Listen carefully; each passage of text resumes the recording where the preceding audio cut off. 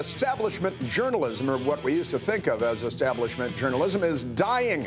It's choking to death on a hook in a closet. Look no further than two former Politico reporters, Mark Caputo and Tara Palmieri. And they're claiming now that Politico executives ordered them to intentionally kill negative stories about Joe Biden and the Biden family. I was covering Biden at the time, and I remember coming to my editor and saying, hey, we need to write about the Hunter Biden laptop. And I was told this came from on high at Politico. Don't write about the laptop. Don't talk about the laptop. Don't tweet about the laptop. Don't write about the laptop. Don't talk about the laptop. Don't tweet about the laptop, because it would be bad for the Democrats and Joe Biden. Now, speaking of killing journalism, John F. Kennedy's only grandson, self-proclaimed, self-described journalist Jack Schlossberg is his name, is angry that President Trump is declassifying the JFK files, the CIA files, claiming that Trump is using his grandfather and his political assassination as a political prop. Using it as a political prop. Now, Jason, political prop or make it public?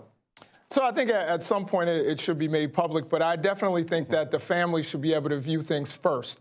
That's what Martin Luther King Jr.'s family also said, is let us review this. This has been a painful thing for us for decades. Let us look at it before you make it public. I don't know if that's going to be honored by the Trump administration, but I think that's... RFK Jr. look at it. I mean, other members of the family, that's a relatively large family, they should be able to view it before everyone else gets to see it. Well, it's very thoughtful, but I got to say they're government documents, and they should be made public. Well, going back to the first thing you talked about, it's so important because what's going on here is those two people and their new outlets are all trying to curry favor with Republicans now, saying, oh, we wanted to do it, and if you believe us, we wanted to. Larry O'Connor, our friend, did an amazing segment this morning I'm going to barely do justice to, pointing out that those guys and Politico and Jim Vandehei and Mike Allen, they all of these journalists just move around in this sort of incestuous octopus type thing. They all work together. They're all at new outlets now with new names, but it's the same problems they're all going to cover for Democrats all the time. Don't fall for this 12-second clip of believing that these people want to cover the Yeah, and let me just make this clear. I was on the campaign for President Trump. Literally,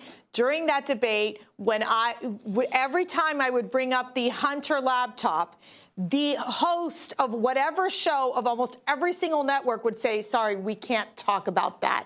That is not journalism. That is being pressured, that they're receiving pressure from their executives to shut it down. And look at it. It was pure propaganda, and it was all pushed along with these national security officials that... And I had access to it from J.P. Mack himself. Yeah. I tried to write editorials as part of the campaign. Yeah. I was shouted down. Last time I checked, the congressional record says I'm a retired spy intelligence officer, but somehow my word was not adequate to these 51 That's right. intelligence. President Trump, please release the alien files. Information. Truth is freedom. Is Newsmax. It's real news for real people.